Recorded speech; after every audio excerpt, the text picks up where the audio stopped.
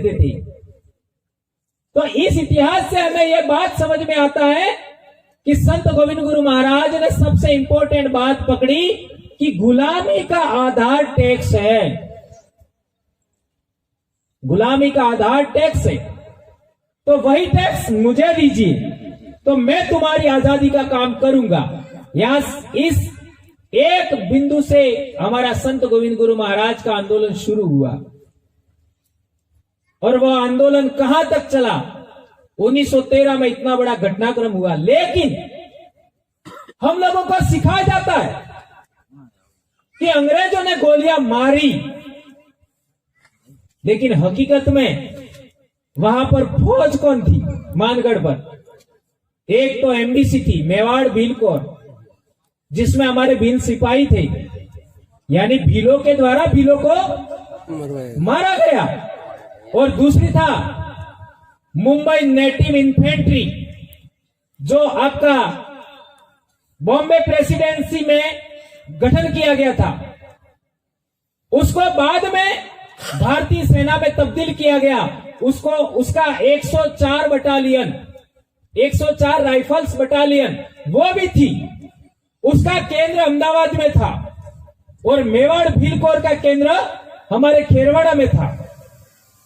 तो इसका मतलब है जो सिपाही थे वो हमारे अपने थे। यहां एक गंभीर बात समझनी है इस इतिहास में कि गोलियां मारने वालों में हमारे लोग थे। मुंबई इन्फेंट्री जिसमें अंग्रेजी सेना थी, उसमें आज का जो एससी समाज है उसके भी लोग थे। ये इतिहास पूरे भारत देश के लिए एक सबक है। इसका मतलब यह नहीं है कि हम हमारे लोगों को कुछ गलत कहें या एससी लोगों को कुछ गलत कहें। यहां बहुत महत्वपूर्ण बात समझने की यह है कि अंग्रेजों के जमाने में आदिवासियों के द्वारा और पिछड़े दलित लोग हैं उनके द्वारा आदिवासियों का आंदोलन कुचला गया। ये बहुत अहम बात है। उससे आगे बढ़ते हैं मुगल काल में। तो मुगल काल में देख लो, हल्दी घाटी का युद्ध हुआ था, तो सेनापति कौन था मुगलों की ओर से? अकबर की ओर से कौन था? राजा मानसिंह। राजा मानसिंह कहां का राजकुमार था? चित्तौड़गढ़ ना जोधपुर, जयपुर का राजा मानसिंह। अब सवाल पैदा होता है कि एक राजपूत रजवाड़े के विरोध में दूसरे राजपूत रजवाड़ा का सेनापति हमला करने के लिए आया था। ये बहुत बड़ी बात समझना, यानी मुगलों ने भी वही पॉलिसी अपनाया था कि राजपूत रजवाड़े के खिलाफ राजपूत और रजवाड़ों को खड़ा किया जाए। और इसी पॉलिसी के तहत पूरे देश में मुगल साम्राज्य स्थापित हुआ। और आपको तो पता ही होगा, रामचरितमानस कब लिखा गया? अकबर के जमाने में। और अकबर के जमाने में ही हल्दी घाटी का युद्ध हुआ था। और हल्दी घाटी का युद्ध में भीलों ने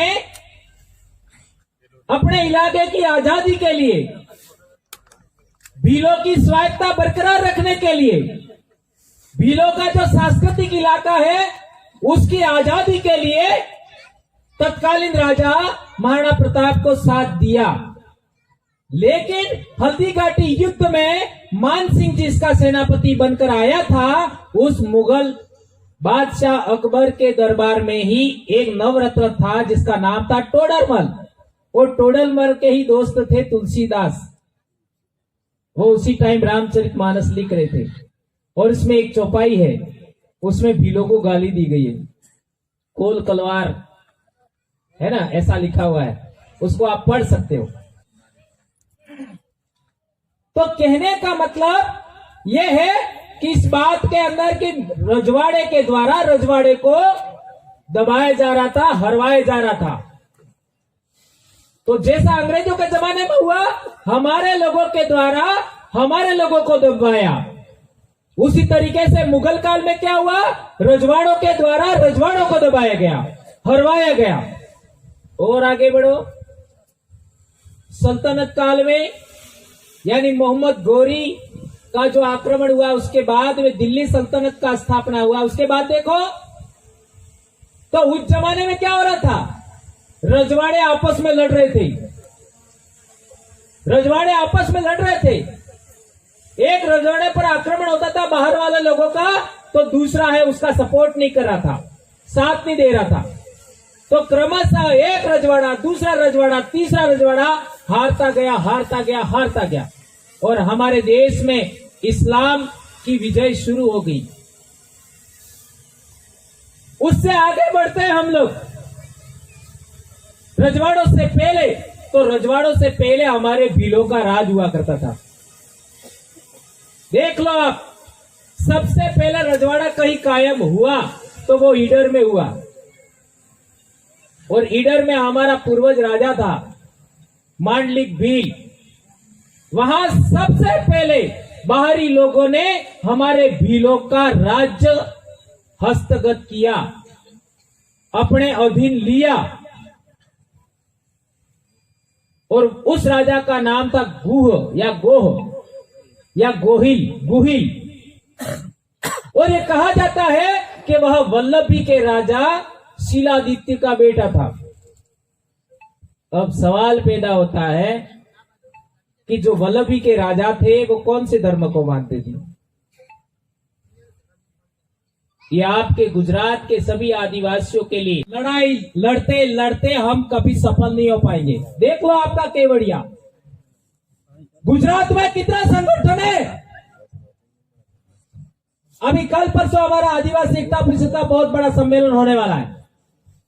इतना बड़ा सम्मेलन करते करते कितने साल गुजर गए, लेकिन केवड़िया में हम सफल हुए क्या? हाँ या ना तो बोल ही सकते हैं, नहीं हो पाए। अभी देख लीजिए मणिपुर में क्या हालात है, किस तरीके का व्यवहार हुआ, कौन आवाज उठाने में कामयाब हुआ? कोई नहीं। अभी हसदेव का रेफरेंस हमारे सामने है, कौन आवाज उठा रहा है? और आवाज उठाओ तो सुनता कौन है? कोई सुन नहीं रहा है। लोकतांत्रिक आवाज भी सुनी नहीं जा रही है, संवैधानिक आवाज भी सुनी नहीं जा रही है, सुप्रीम कोर्ट के जजमेंट को भी नहीं माना जा रहा है। 5वीं अनुसूची अनुच्छेद 244 के प्रावधान को भी एक्सेप्ट नहीं किया जा रहा है।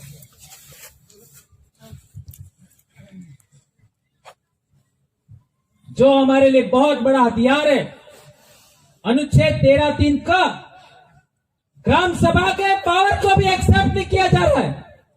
हसदेव के अंदर नकली ग्राम सभा बना करके जमीन एक्वायर कर ली, और एक तरफ तो चुनाव जीते, सरकार बनी नहीं, और लोगों ने लेटर निकाल करके तुरंत पेड़ों की कटाई करवा दिया। भारत देश में जल जंगल जमीन का लड़ाई केवल आदिवासी लड़ रहा है। जंगलों को बचाने के लिए, पेड़ों को बचाने के लिए, जीव जंतुओं को बचाने के लिए केवल आदिवासी लड़ रहा है। लेकिन आदिवासी का साथ कौन दे रहा है? कोई नहीं दे रहा है। मैं आपको कहना चाहता हूं, क्या केवड़िया जैसी दोबारा घटना आगे घटेगी कि नहीं घटेगी? घटेगी। हसदेव जैसी घटनाएं घटेगी कि नहीं घटेगी?